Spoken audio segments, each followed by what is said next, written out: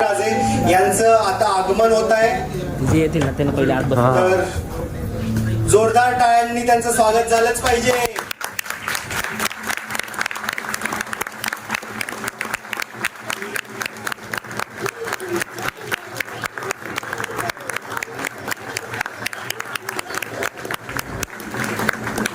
मी राजेंना विनंती करतो की त्यांनी मी शिवाय Gangopadhyay ma'am, Bambole sir, Varekar sir, Tendulkar sir आणि अंजली मॅम यांना विनंती करतो की त्यांनी व्यासपीठावर यावे।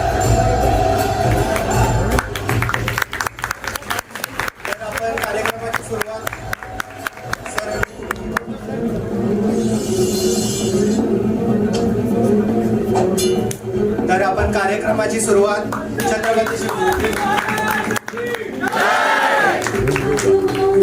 बघ ना तुला कसं जमतंय मी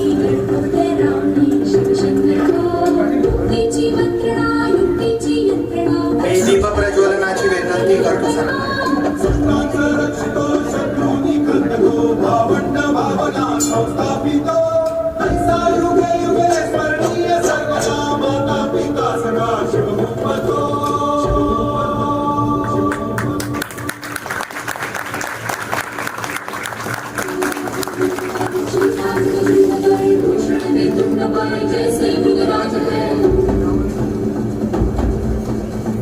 तर मी महाराजांना विनंती करतो की त्यांनी विराजमान व्हावे। तर मित्रांनो, पुन्हा एकदा सरांसाठी टाळ्या झाल्याच पाहिजे।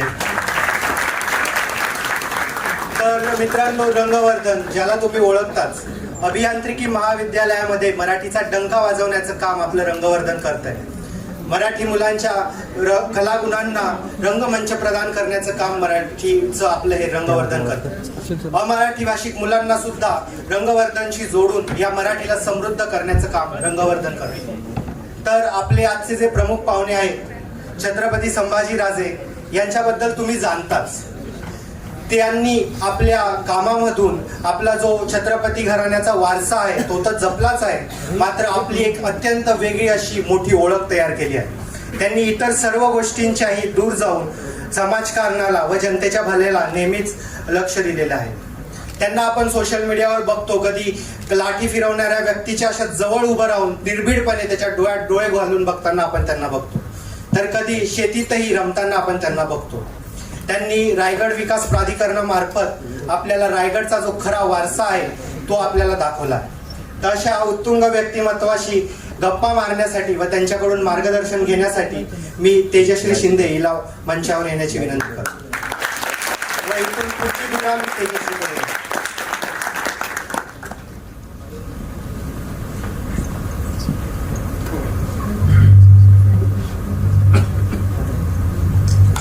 तर मी सरांचं स्वागत पुष्पगुच्छ देऊन Bambole sir, Tendulkar sir, Gangopadhyay ma'am यांना करण्याची विनंती करतो।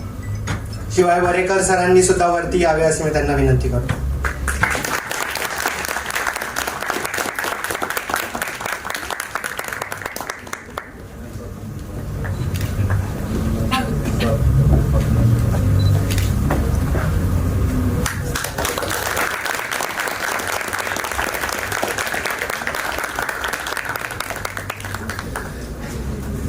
सर्व मान्यवरांचे आभार आणि आता यापुढची सूत्र मी तेजश्री शिंदे यांच्याकडे देतो।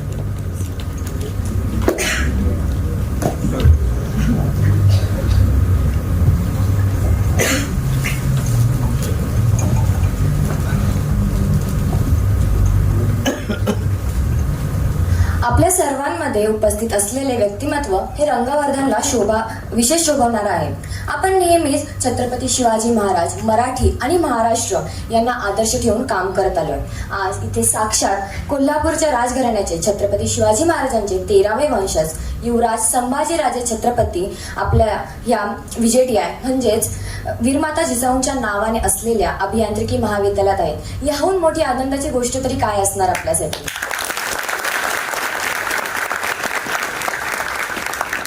मला तरी वाटत नाही की यांची विशेष ओळख करून द्यायची आपल्या कोणाला गरज आहे।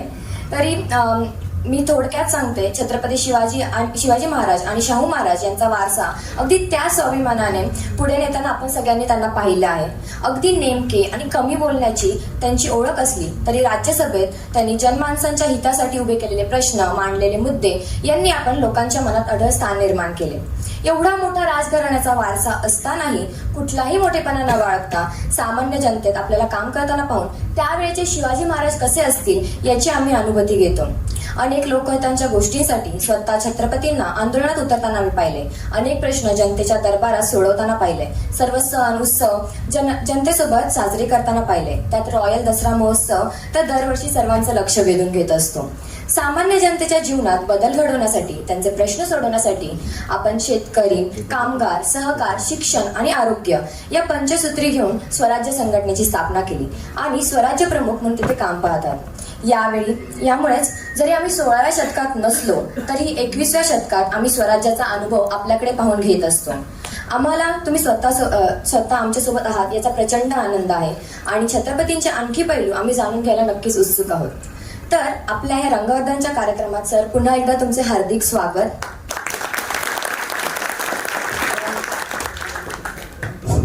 धन्यवाद, थँक्यू. तर सर मला सांगायला आनंद होतो, रंगवर्धन हे गेल्या 23 वर्षापासून मराठीसाठी कार्यरत आहेत. मराठीचे महत्त्व सर्वदूर पोहोचवत, महाराष्ट्राची संस्कृती जपत, विद्यार्थ्यांच्या कलागुणांना वाव देण्यासाठी रंगवर्धन सतत कार्यरत असते. मराठी संस्कृतीचे जतन आणि आधुनिकीकरणाशी जुळवून घेऊन गेल्या वर्षांमध्ये रंगवर्धनने प्रत्येकाच्या हृदयात एक विशेष स्थान प्राप्त केले आहे.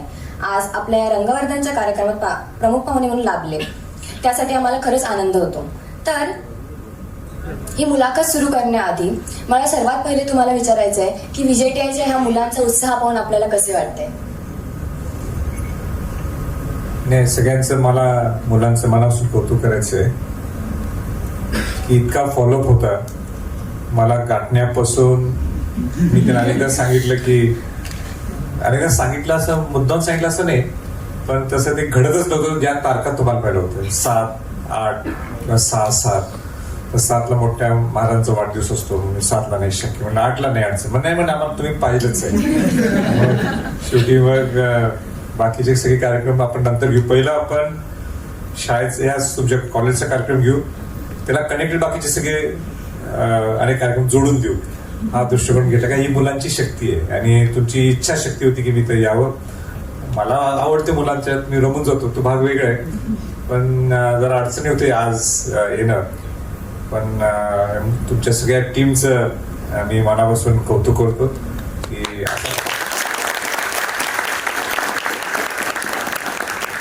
जर इच्छाशक्ती ठेवली आणि विल पॉवर ठेवलं तर जीवनात सुद्धा तुम्ही मोठं होऊ शकता. खूप खूप धन्यवाद सर. महाराष्ट्राच्या आपल्या प्रत्येक मुलाच्या मनात अशी एक इच्छा असते की जर आपण छत्रपती असतो तर आपलं बालपण कसं असतं. तर मग तुम्हाला ही जी छत्रपतीची भावना होती, ही जी जबाबदारी होती, हे भव्यतेचं वजन होतं, ते बालपणी जाणवलं का? म्हणजे तुमचं एकंदरीत बालपण कसं होतं? नाही, ते बाय डिफॉल्ट आहे. म्हणजे ज्या घराण्यात तुमचा जन्म होतो ते सार्थ अभिमानच आहे. म्हणजे ते आपण नाकारू शकत नाही. पण तितकंच ते घरानं अनेक गोष्टी शिकून जाते की ज्या घरात तुमचा जन्म झालाय त्याच्यामुळं जे आलेले संस्कार आहेत, आलेले जबाबदारी आहेत, त्या निश्चित तुमच्या डोळ्यासमोर असतातच. पण लहानपण दुसऱ्यांच्या पेक्षा काही वेगळं होतं असं नाही. जसं तुम्ही लहानपणी दंगा करत तसं आम्ही स्वतः करत होतो. हा, इतकंच हे होतं की म्हणजे वेगळे वेगळे कालखंड आहेत. म्हणजे माझ्या वेळीचा जो एरा आहे तो बऱ्यापैकी लिबरल होता. आमचे चिरंजीव आहेत ते तर आणि जास्त लिबरल आहेत. पूर्वी आणि एवढा लिबरल नसावा. पण दोन्ही त्याची बाजू आहेत. एक बाजू अशी आहे की लहानपण त्या घराण्यात जन्म झाल्यामुळं थोडे एक शिस्त, संस्कार हा एक वेगळा पण होताच. म्हणजे उदाहरण मला आठवते की आज शाळेला जायचं असेल तर एक तुमच्या बरोबर एक कोणतरी एक ड्रायव्हर, एक गाडी, एक माणूस, तर पूर्वीला हुजऱ्या म्हणायचे. म्हणजे जो तुमचा केअरटेकर असेल त्याला हुजऱ्या म्हणायचे. म्हणजे पूर्वीचा शब्द, हा आत्ताचा शब्द नाही, पूर्वीचा शब्द. तर आता आम्ही आमचे चिरंजीव माणूस असले आम्ही त्यांना उजऱ्या म्हणत नाही, पण ती आता ती परंपरा म्हणायची ते तो याला बदललाय आता जरासं. तर ते आमच्यावर कॉलेजला घेऊन यायचं, पण ते सारखे बनणार. बाकीच्या मुलांच्याकडे नाही, बाकीची मुलं आपापल्या यायचे जायचे. तर तो फ्रीडम जो बाकीच्या मुलांना मिळायचा तो आम्हाला मिळत नव्हता. तर ही खंत असायची, पण तो इट्स वे ऑफ लाईफ आणि पार्ट ऑफ लाईफ असं मला वाटतंय. पण जेवढी मजा बाकीचे करतो तेवढीच आम्ही करत होतो. पण एक निश्चित असायचं की कोल्हापुरात शिकल्यामुळं, नंतर मी राजकोटला गेलो शिकायला, राजकुमार कॉलेज, जिथे राजशी शिव महाराज शिकले होते तिथं. पण कोल्हापूरला जिथं शिकलो मी त्यावेळी एक आदरयुक्त नेहमी असायचं. म्हणजे आम्ही केव्हा आमच्या मित्रांशी किंवा ओळखीची लोकांची, अरे तुला केव्हाच बोललो नाही, अरे तू हे केलं का नाहीस, तू माझ्यावर का फिरत नाहीस, तू माझ्यावर का चलत नाहीस फिरायला, ही अशी भाषा केव्हाच राहिली. ती सगळी आम्ही तुम्हीच असायची. आणि त्याच्यामुळं ते माझे आम्ही तुम्ही बोलायचे, मी त्यांच्याशी सगळ्यांशी बोलायचो. हा तो फरक असायचा, पण तो एक आमच्या स्टाईलचा किंवा तो एक माहीत नाही. पण ते आमच्या चिरंजीवमध्ये नाही, किंवा आमचे धाकटे बंधू मला जे वाटले ते त्याच्या अनेक लोकांच्या आधी बोलत होते, पण मी नाही. मी ज्या पद्धतीने मी म्हणजे माझी ज्या पद्धतीने वाढलो गेलो तर ते कुठे दिसलं नाही. पण हे थोडेसे असे आहेत गोष्टी जे दुसऱ्यांच्या पेक्षा जरासं वेगळे. पण एकंदरीत तुमचं लहानपण आणि आमचं लहानपण फार काही वेगळे असं काही नाही. शेवटी ते बघण्याचा दृष्टिकोन असतो, पण शेवटी घरातल्या आतले छत वेगळे असतात, पण राहणीमान एकसारखंच असतं.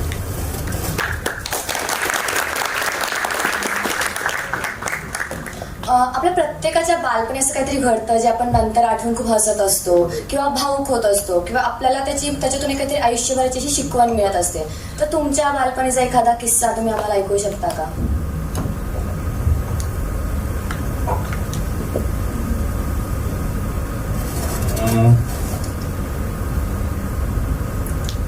तसा एकदा मला हे पहिले काहीच प्रश्न माहित नाहीत.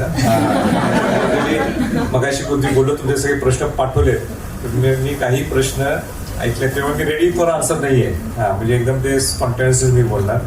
मला असं वेगळं असं सांगता येणार नाही, पण एक चांगली आठवण आहे जे तुम्हाला सगळ्यांना आवडेल. ती म्हणजे मी राजकुमार कॉलेज राजकोटला शिकत असताना, आता राजकुमार कॉलेज राजकोट म्हणजे पूर्वी हे राजी लोकांसाठी होतं, मग ते राजकुमार नाव त्याचं पडलं. त्या शाळेला राजश्री छत्रपती शाहू महाराज शिकले, आणि म्हणून माझे आजोबा छत्रपती शहाजी महाराजांनी मला त्या राजकोटला तिथं पाठवलं. आणि त्या शाळेची परंपरा अशी होती की सगळे प्रिन्सिपल्स हे सगळे इंग्लिश पण असायचे. मी ज्यावेळी शिकत होतो तर लास्ट प्रिन्सिपल होते जे इंग्लिश पण होते, त्यांचं नाव होतं पीटर रॉजर्सन. आणि आता सगळे इंडियन प्रिन्सिपल असतात, त्यावेळी ते शेवटचे इंग्लिश प्रिन्सिपल होते. तर पहिले प्रिन्सिपल जे होते त्या शाळेचे होते प्रिन्सिपल मॅकडेटन म्हणून होते. तर आमचे आजोबा छत्रपती शहाजी महाराज इंदोरला म्हणजे देवासला गेले होते, शिकारीला गेले होते. ते शिकारीला तिकडे जायचे सुद्धा. आणि मग तिकडून मग ते येत असताना कोल्हापूरला येत असताना ते वाया राजकोट आले. तर राजकोटला आल्यानंतर पीटर रॉजर्सन जे प्रिन्सिपल होते ते म्हटले छत्रपती यायला लागले तर मोठा पाहुणचार करायला पाहिजे. आणि म्हणून तिथं गाडी एक मोठा क्वाड्रँगल आहे. क्वाड्रँगल म्हणजे चौक, आणि तो चौक आहे काहीतरी माझ्या अंदाने 15-20 एकरचा चौक असेल, एवढा मोठा चौक आहे तो. तर तिथं असेंब्ली हॉलमध्ये जसं तुमच्या इथं असेंब्लीचा हा आपला एक हॉल आहे, तसं त्यांचा असेंब्ली हॉल म्हणजे मोठा दरबार हॉल सारखाच आहे. आणि तिथं आजोबांना नेलं तिने. तिथं सगळे जे पूर्वीचे राजे लोक तिथं होते, एक 20-25 राजे लोक होते, सगळ्यांचे मार्बलमध्ये त्यांची नावं कोरली. त्यामध्ये शाहू महाराजांचं सुद्धा नाव तिथं आहे. हे सगळं केल्यानंतर आम्ही आलो चहा पाण्याला प्रिन्सिपल्स बंगलोमध्ये, जिथं प्रिन्सिपल राहायचे प्रिन्सिपल्स बंगलो. आणि माझं म्हणजे सौभाग्य होतं की खालचा भाग हे नेहमी प्रिन्सिपल राहायचे, वरच्या भागात हे प्रिन्सिपल जे चांगले होतकरू विद्यार्थी आहेत ते 30 मुलं हे प्रिन्सिपल्स बंगलोमध्ये राहायचे. त्यामध्ये मी एक होतो. तर मी त्याचं महत्व आज समजावलं, त्यावेळी काही माहित नव्हतं. मग ते प्रिन्सिपल्स बंगलोमध्ये चहा पित असताना शहाजी महाराजांना पीटर रॉजर्सन म्हणतात तुम्हाला सगळ्या म्हणजे माझ्यासाठी इतकं फार महत्वाचा तो एक पॉइंट आहे, जी आठवण मला मुद्दाम सांगायची आहे लहानपणाची, आणि ते मलाही वाटलं की आपण सुद्धा असं व्हावं. तितकं नाही पण व्हावं, म्हणजे ते म्हणजे राजश्री छत्रपती शाहू महाराज. आणि ती आठवण अशी आहे की शहाजी महाराज पीटर रॉजर्सन म्हणतात की तुम्हाला एक शाहू महाराजांच्या अनेक गोष्टी सगळे लिहिलेले आहेत, पुस्तकं लिहिलेले आहेत, त्यांच्या सोशल रिफॉर्मवर लिहिलेले, त्यांच्या एज्युकेशनच्या बाबतीत लिहिलेले, त्यांच्या ओव्हरऑल कोल्हापूर कसं घडलं त्याच्याबद्दल लिहिलेले आहेत, महाराष्ट्राबद्दल जे त्यांनी एक सोशल रिफॉर्मिस्ट म्हणून त्यांची एक वेगळी ओळख आहे ती सगळी लिहिली गेली आहे. पण एक गोष्ट अशी न लिखित ते मला सांगायचं आहे, ते म्हणजे राजश्री शाहू महाराज आणि त्यांचे जिवलग मित्र म्हणजे भाऊनगरचे महाराज होते, भाऊसिंगजी महाराज. हे दोघं हे सगळे शिकत असताना रात्री त्या क्वाड्रँगल मध्ये त्या चौकात तिथे गाढव आला, गाढव आणि गाढव आल्यावर ते रात्री इंग्लिशमध्ये आपण त्याला ब्रेइंग म्हणतो, तर मराठीत काय म्हणा खेकच नाही, गाढव काय करते ओरडते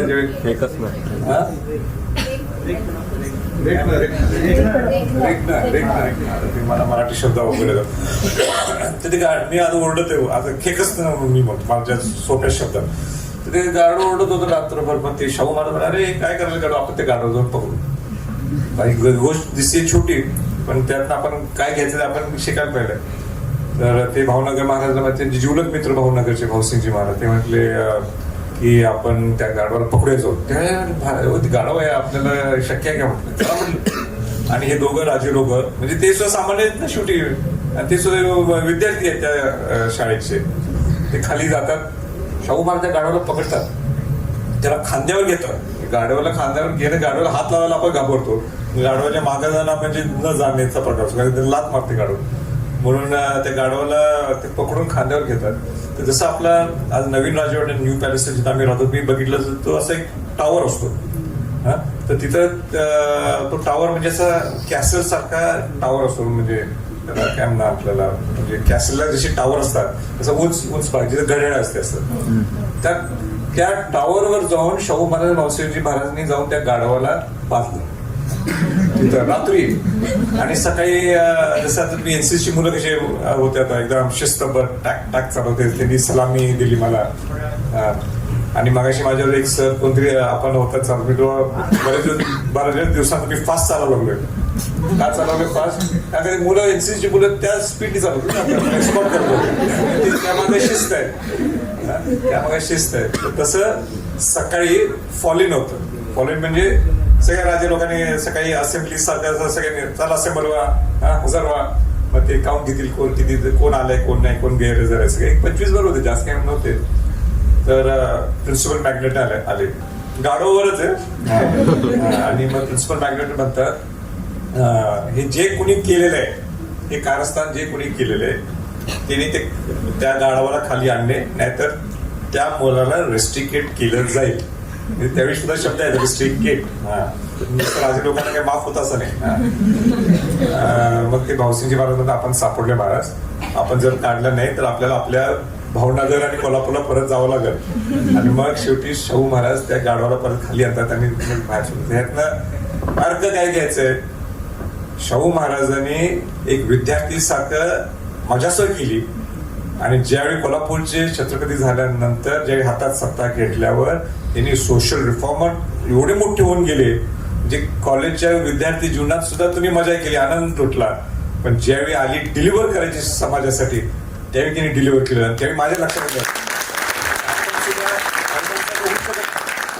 आपण सुद्धा त्याच्यातला खऱ्या अर्थाने एक विद्यार्थी म्हणून काही घ्यावं, तर शाहू महाराजांची असणारी पुढचं काम करण्याचा फोकस आणि विजन ती सुद्धा तुम्ही सगळ्यांनी घ्यायला पाहिजे. की कॉलेजमध्ये किती मजा करा, पण ज्यावेळी तुम्ही बाहेर पडाल तर तुमचा विजन आणि फोकस हा इंटॅक्ट आणि करेक्ट स्ट्रीम लाईन पाहिजे. लक्षात ठेवू. आम्हाला एका मुलाखतीत आम्ही ऐकलं की आपल्या वडिलांची अशी इच्छा होती की तुम्ही फॉरेन कंट्रीमध्ये जाऊन पुढील उच्च शिक्षण घ्यावं, पण तरी तुम्ही निवडलं की आपण भारतात करूया. तर मग काही प्रेरणा त्याच्या मागे खास? नाही, ते शेवटी काय आपली नाळ आपल्या लोकांची कनेक्ट असणं गरजेचं आहे. मी राजकोटला मी जे राजकोट मेन्शन केलं, राजकोटला मी शिकत असल्यामुळे मी मराठी बोलायला विसरून गेलो होतो. आणि ज्यावेळी सुट्टीत यायचं ज्यावेळी सुट्टीत यायचं त्यावेळी मग मोडकं तोडकं मराठी आपल्या स्टाफशी सगळ्यांशी बोलायचं. आणि बाय द टाइम जोपर्यंत ती सुट्टी संपायची त्यावेळी परत सुट्टी संपायची म्हणजे मराठी कुठे थोडंफार बोलायला शिकलेलं असणार मी. आणि ज्यावेळी परत राजकोटला गेलं परत तिथं सगळी इंग्रजी. आणि त्याच्यामुळं मला लक्षात आलं की हे सगळे हायफाय स्टफ आहे सगळं. आणि उद्या आपल्याला आपल्या महाराष्ट्रात राहायचं असेल आणि शिवाजी महाराज शाहू महाराजांचा वारसा चालवायचा असेल तर आपली ग्रामीण भागातली नाळ आणि ग्रामीण भागातला टच आणि आपल्या लोकांचा असणारा संपर्क हे असल्याशिवाय तुम्ही किती परदेशात जाऊन शिका त्याचा काही उपयोग होणार नाही. तुम्ही आपल्या लोकांच्यावर राहायला पाहिजे, आपल्या लोकांच्यावर शिकायला पाहिजे, आपल्या लोकांच्यावर राहायला पाहिजे आणि डिलिव्हर करतो. आणि मला आनंद आहे, माझ्या वडिलांची इच्छा होती मी फॉरेनला MBA करावं, पण मला असं वाटतंय की शेवटी MBA तुम्ही तुमच्या लोकांच्या तुमच्या सवंगड्यांच्यावर राहूनच तुम्ही ते शिकू शकता. आणि मला आज आनंद आहे ॲट द एज ऑफ 53 म्हणजे 53 वर्ष असताना मी जे फॉरेनला शिकायला गेलो नाही मला आनंद वाटतो.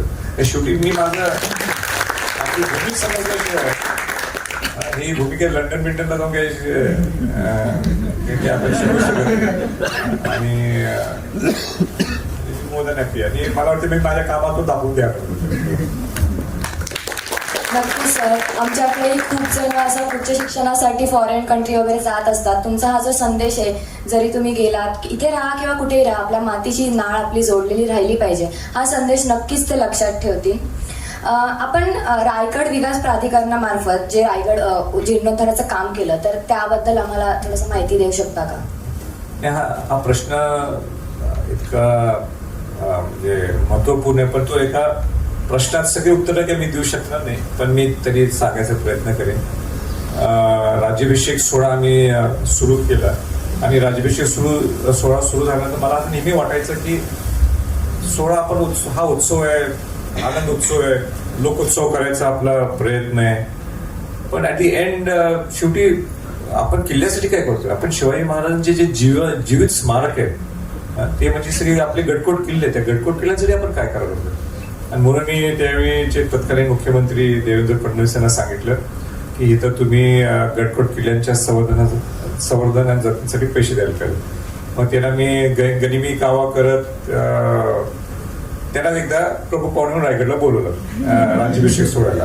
आणि आले ते राज्याभिषेक सोहळ्याला काय संभाजीराजे बोलतात आणि मग आपण जाऊ. इकडे जवळ पोहोचल्यानंतर मी त्यांना सांगितलं की इथं मोकळ्या हाताने परत जाऊन चालणार नाही, तुम्हाला डिक्लेअर करावं लागेल. मग त्यांनी ते डिक्लेअर केले.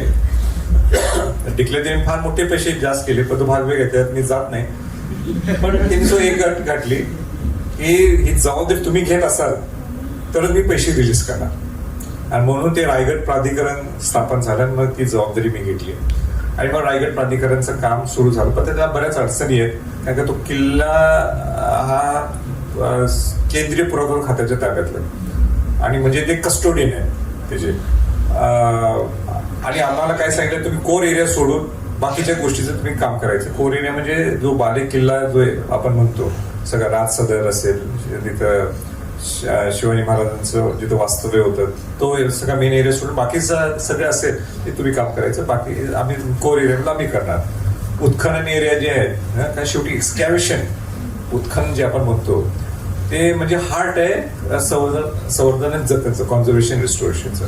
तर ते उत्खनन कोण करणार? पुरातत्व खातं करणार. म्हणजे आम्ही करायचं नाही. एवढे सगळे अडथळे आहेत. प्लस इथले लोक सुद्धा जे GR जो काढला ते ऍडमिनिस्ट्रेशन करणारे लोक एवढा आम्हाला त्रास देतात. म्हणजे आम्ही यांच्या मागं लागायचं काय संवर्धन जतन करायचं हेच मला किंवा ते कळत नाही. तर हे सगळ्या गोष्टी मात करत फार अडचणी आहेत. तरी मध्ये तरी मी कंटाळलो तर मी म्हटलं हे सोडून टाकू.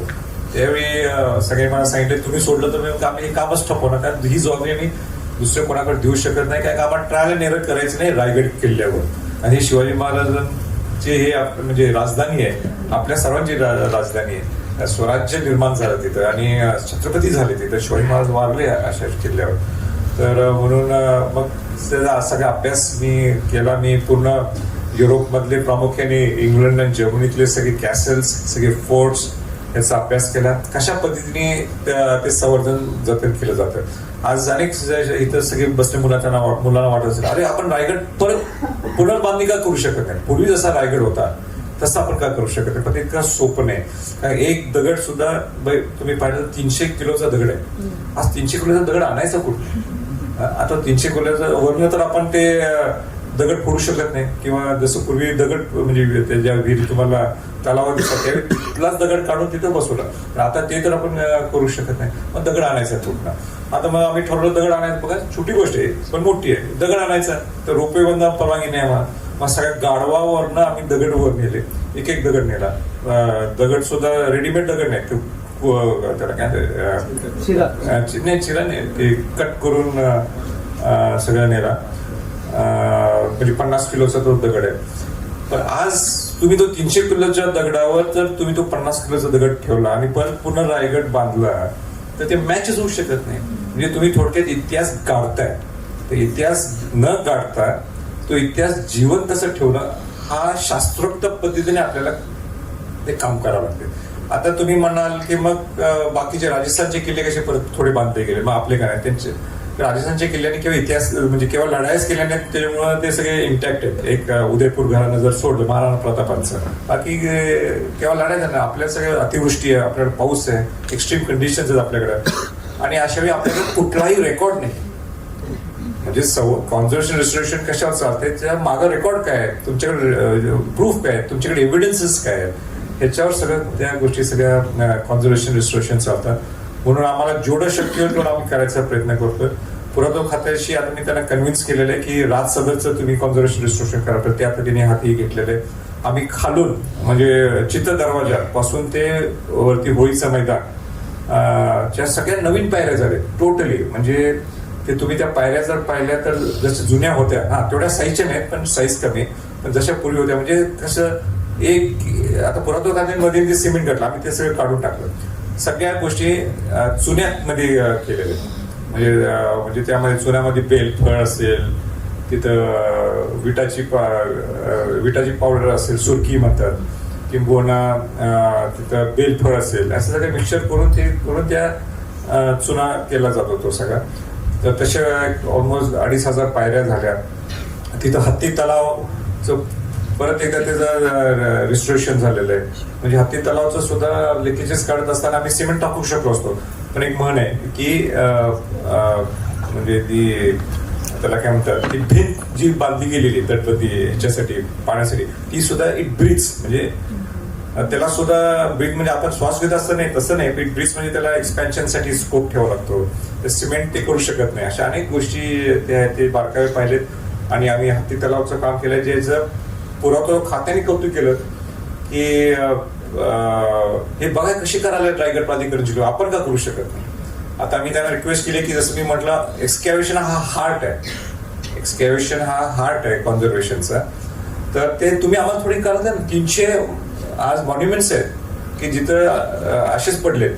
आता त्यांचे एसआयचा रूल आहे की तुम्ही 60%च करायचे, 40% हात लावायचा नसतो, कारण 40% पुढच्या जनरेशनसाठी राहतो. तर 60% पैकी आम्हाला द्यायला करायला नाही. तुमच्या स्पीडने जर करायला गेला तर पुढचे 30 वर्ष आपल्याला काय करता येणार, एक पिढी निघून जायची त्याच्यातनं. तर चालू आहेत आमचं त्यांच्याशी भांडण. अशा अनेक गोष्टी आहेत, पण हे मला सांगता येणार. माझी उलट विनंती काय राहील, एक दिवस असं ठरवू की असं तुम्ही आज मला बोलून मी तुम्हाला विनंती करतो, तुम्ही सगळे माझ्यावर चला रायगडला, आणि मी तुम्हाला ऍज अ गाईड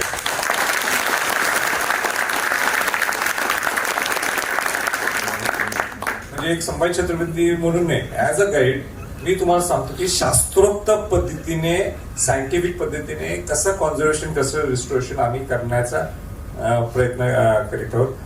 मला एकच आनंदाने सांगायचं आहे की मी झालो MBA, पण मी अजून डॉक्टरेट काय झालो नाही.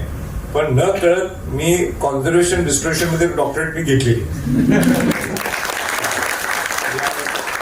4 वर्षात जेवढा अनुभव मला मिळालाय, आणि म्हणून त्याच्यामुळे सरकार सुद्धा मला दचकून आहे. सरकार सुद्धा मला फसवू शकेल. बाकी राजकारणात मला गंडू शकतील ते मला. म्हणजे असं लगेच हे असतील त्या घरातले, पण असं त्याला सुटकीत तसं आपण एकाला गंडू शकतो, त्याचे मला राजकारण गंडू शकेल. पण शिवाजी महाराजांच्या किल्ल्याच्या कॉन्झर्वेशन रिस्टोरेशन संवर्धन जतनामध्ये ते मला 1% सुद्धा भेटू शकत नाही. माझा चॅलेंज आहे सगळ्या. म्हणून शिवाजी महाराजांचा एक सेवक म्हणून गडकोट किल्ल्यांच्या रक्षणासाठी आणि संवर्धन जतनासाठी तुमचा एक सेवक हा तयार आहे. बोलायला लागलो किल्ल्यांच्या वर या संवर्धन मी भरपूर बोलू शकतो.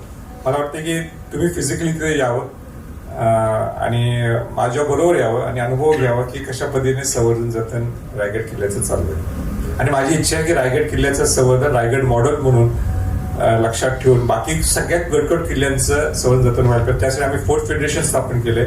मी सरकारला विनंती केली की तुम्ही मला एक 25 किल्ले द्या, 1 पैसा सरकारने न द्यायचा, सरकारने द्यायचा आणि सगळे पैसे आम्ही उभा करतो आणि तुमच्या गाईडलाईन प्रमाणे पुरातत्व खात्याच्या गाईडलाईन प्रमाणे आपण ते कॉन्झर्वेशन रिस्टोरेशन रायगड प्रमाणे करू शकतो. पण सरकारला इच्छा अजून दिसत नाही. एवढ्या अडचणींवर मात करून आपण जे काम करत आहात ते खरंच कौतुकास्पद आहे. सर्वांनी का जोरदार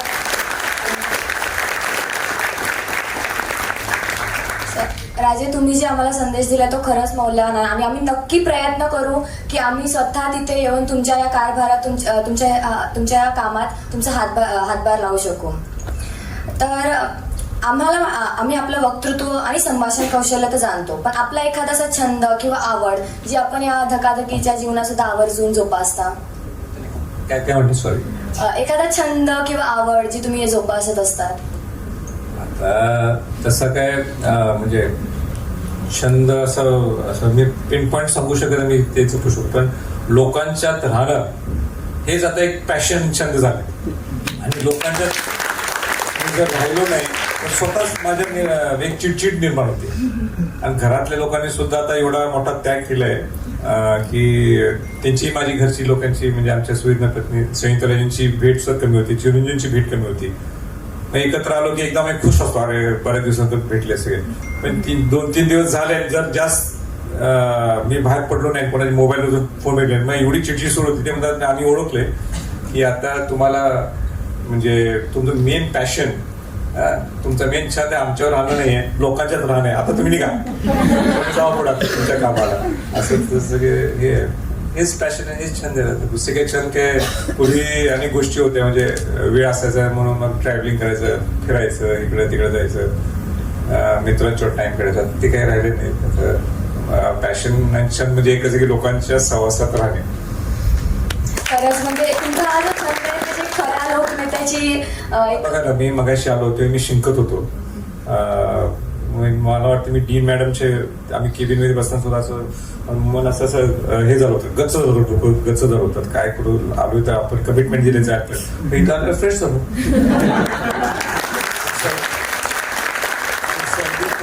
मला समजा आवाज सुद्धा कंपनीत बाहेर पडायला लागला. नॅपकिन सुद्धा ठेवले पण जरा हात सुद्धा लावले नॅपकिन.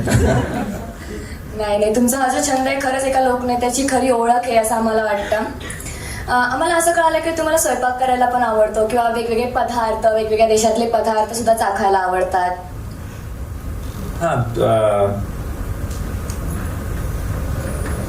आवड तर निश्चित आहे आणि मुळात मी खवय्याच आहे आणि ज्याला इंग्लिशमध्ये आपण गुरमे म्हणतात. आणि आमची एक कंडिशनच आहे माझी, आम्ही घरातले लोक आम्ही समजा परदेशात गेलो किंवा आणि कुठल्या दुसऱ्या राज्यात गेलो तर मग तिथलं जे त्या राज्यातलं किंवा त्या देशातलं जे मिळते तेच खायचं. मग तिथे इंडियन फॉरेनला जायचं आणि इंडियन खायचं नाही, अजिबात जेवायचं नाही इंडियन जेवण. मग तुम्ही तिकडं मलेशियाला गेलात तर पॅन एशियनच खायला पाहिजे. तुम्ही आणि कुठल्या तरी देशात गेलं तेच खायला पाहिजे. दुसरी अडचण आहे ती चायनामध्ये, आपलं चायनीज पाहिजे त्यांच्यापेक्षा. निश्चित मला ते आवड आहे.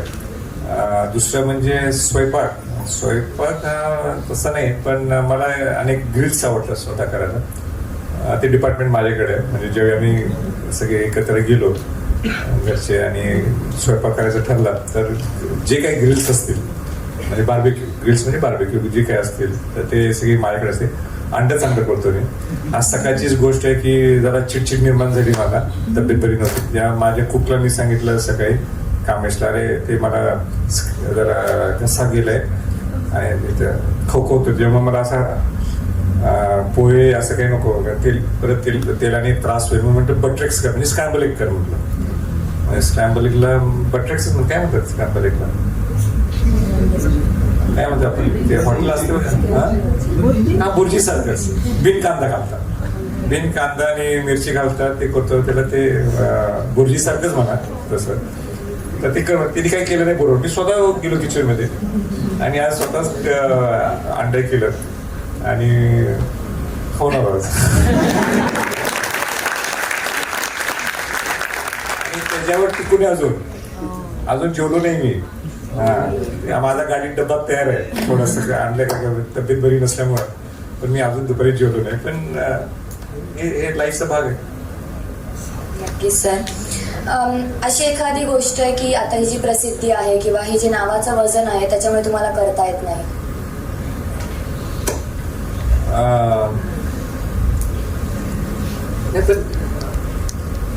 प्रसिद्धी म्हणण्यापेक्षा घराण्यातच जन्म झाल्यामध्ये आवड असते ना लोकांच्यात राहणं पण त्याचे जेवढे प्लस पॉइंट्स आहेत त्यातला थोडा तेवढेच म्हणणार नाही पण थोडे पर्सेंटेज तेवढे मायनस पॉईंट येतं. उदाहरण कुठे ते जेवायला जायचं असेल किंवा कुठे पिक्चर बघायला जायचं असेल मग बाजूला कुठे ओळखते मग ते निवांतपणा तो राहत नाही मग खात्यांचं व्यवस्थित खायला लागते जरासं. मला माहिती आहे नॉनव्हेज आहे की व्हेजिटेरियन आहे नॉनव्हेज आता कोणती खायची म्हणजे आपापल्याला स्टाईल असतात ना खायची पाय कोण काट्याने खाते कोणते हाताने खाते कोणते जोरात खाते कोणते हळू खाते कोण आजूबाजूला असले की जरा मग आपल्या स्टाईलने ते पुढच्या माणसाला आवडणारी स्टाईल खायला लागते. पण सगळ्यात हे आहे की तुम्ही ज्यावेळी हॉटेलमध्ये गेलात तिथं जर असं अनेक लोक मला खानावळ फार आवडतात खानावळीत जाऊन खायचं म्हणजे एक सामान्य माणूस जसं जेवतो ती मजा येते ना खायला आणि मला आवडते जसं जेवायला किंवा ते मिसळ खायचं असेल तर ह्या गोष्टी सहजासहज होत नाहीत ही खंत आहे. नक्कीच सर. म्हणजे तुमच्या ह्या ज्या आवडी आहेत किंवा तुमचे हे जी खंत आहे हे ऐकून असं लगेच जाणवतं की तुम्ही खरंच किती या मातीशी जोडलेले आहात तुम्हाला खरंच या मातीबद्दल किती प्रेम आहे आणि यासाठी आम्हाला सर्वांनाच तुमचं नक्कीच कौतुक आहे.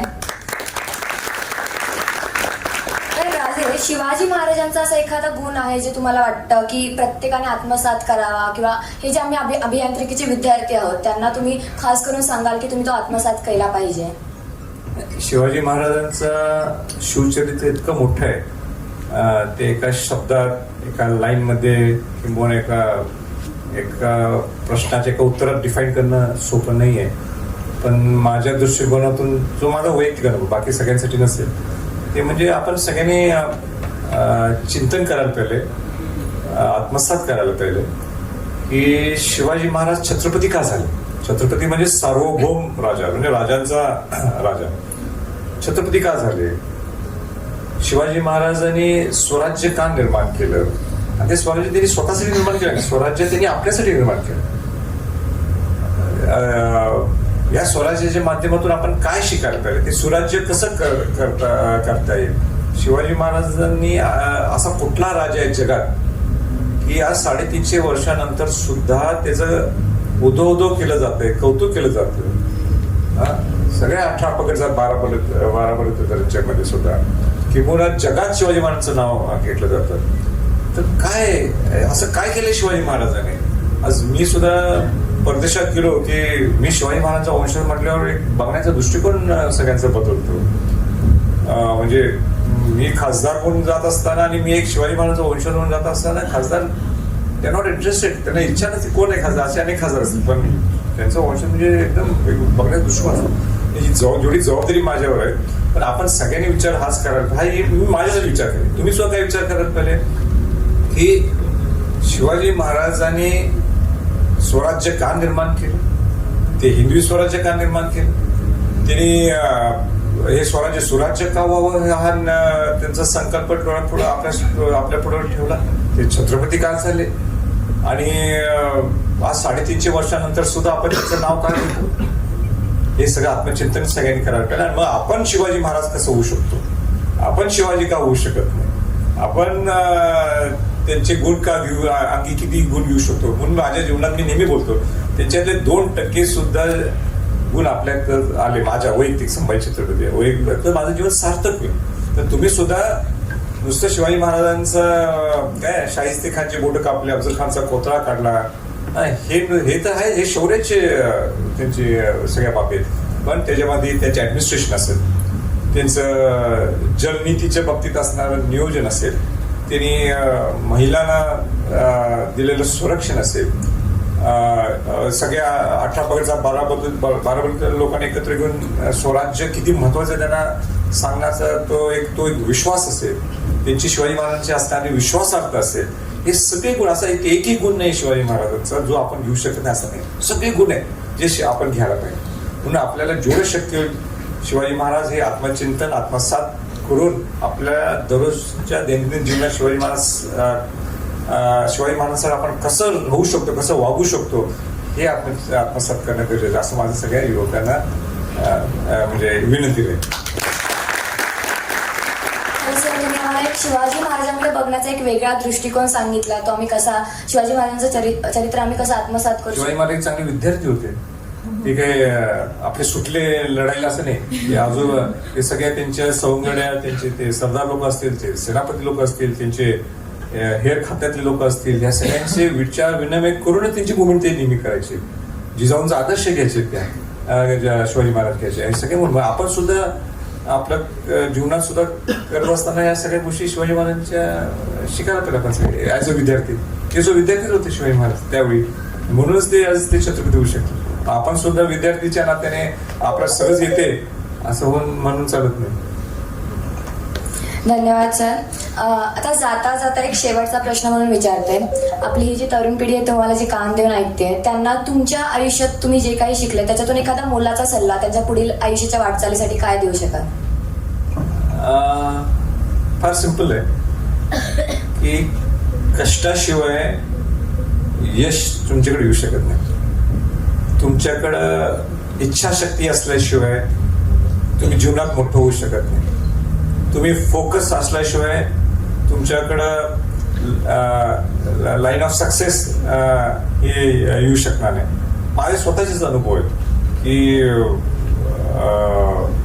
माझ्यात सुद्धा वरचढ अनेक जीवनात झालेले, पण नेहमी फोकस एक करेक्ट होता, इच्छाशक्ती होती, विल पॉवर होतं आणि कष्ट करण्याची एक धमक माझ्यात असल्यामुळं की ह्या सगळ्या गोष्टीचं कॉम्बिनेशन जर तुम्ही केलं तर तुम्हाला automatically success will come to you. म्हणजे तुम्ही कष्ट, विल पॉवर आणि फोकस आणि थिंक बिग, म्हणजे आयुष्यात मोठं तुम्ही विचार करायला पाहिजे काहीतरी, आणि मग तुमच्याकडे त्या विजनपर्यंत तुम्ही पोहोचायचा मार्ग सुरू होतो. त्या पॉईंटला तुम्ही फोकल पॉईंटला पोहोचला नाही तरी तो त्या मार्गाने तुम्ही चालून जाऊ शकता. जे जीवनात आवडते तेच करावं. म्हणजे आई वडील सांगतात हेच करा म्हणून करावं अजिबात नाही. जे तुम्हाला आवडते आणि तुम्हाला समाधान वाटते, पण त्यामागे किती पैसे कमवते किंवा किती प्रसिद्धी मिळवते त्याच्यापेक्षा तुम्हाला जे आवडत आणि तुम्हाला जे समाधान वाटेल आणि देशासाठी शेवटी ऍट द एंड आपण काय करू शकतो आणि आपलं काय योगदान देशासाठी होऊ शकते आणि आपलं समाजासाठी काय योगदान होऊ शकते, ही जर लाईन ठरवली तर तुमचं लाईन तुमच्या जीवनाची लाईन क्लिअर होते. धन्यवाद सर. धन्यवाद. तुमचा हा सल्ला आम्ही नक्कीच लक्षात ठेवू. तुम्ही आम्हाला जे मार्गदर्शन केलं आज त्यासाठी खूप खूप धन्यवाद. मी कार्यक्रमाची पुढील सूत्रे चिन्मयकडे देते. थँक्यू. तेजस्विनीने चांगले प्रश्न विचारले आणि प्रामाणिकपणे सांगतो मला काही माहित नव्हतं आणि जर माहित असलं असतं मग ती मजा येत नाही ना डिलिव्हर करण्यासाठी, आणि म्हणून आमच्या टीम मधल्या लोकांनी सुद्धा कोणी धाडस केली नाही की आपण संभाजी योजनेच्या गोष्टी सगळ्या सांगू. पण छान प्रश्न विचारले तुम्ही. तुमचा कॉन्फिडन्स एकदम स्ट्रॉंग होता.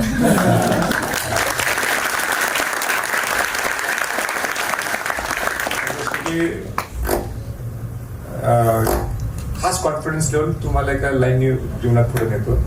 आणि ती सोपी गोष्ट नाही तुम्ही माझा इंटरव्ह्यू केला.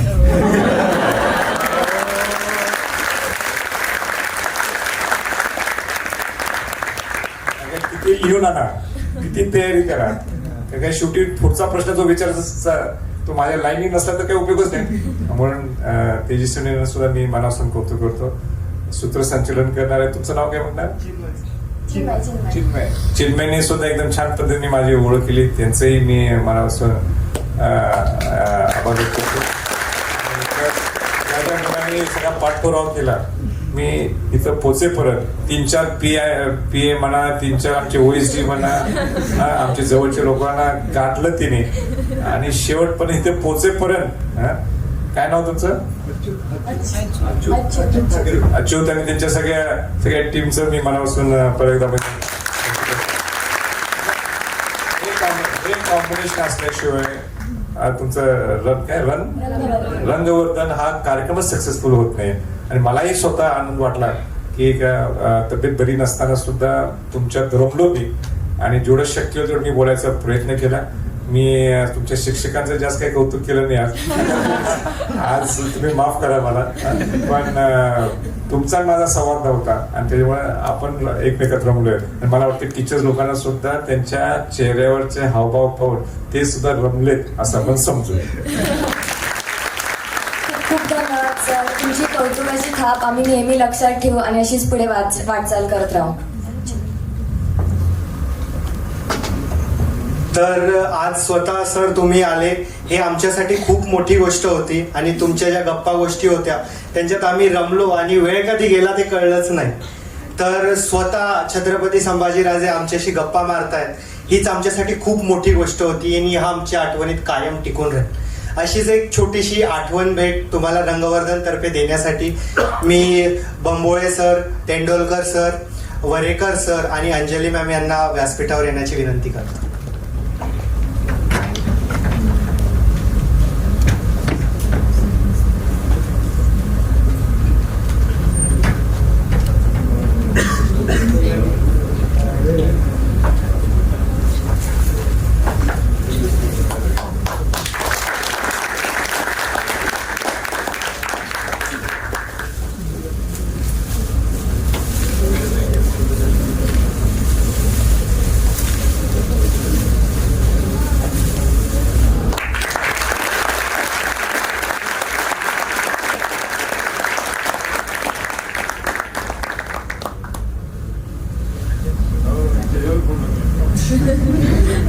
छत्रपती शिवाजी महाराज की जय. छत्रपती शाहू महाराज की जय. जय भवानी. जय शिवाजी. जय भवानी. जय शिवाजी.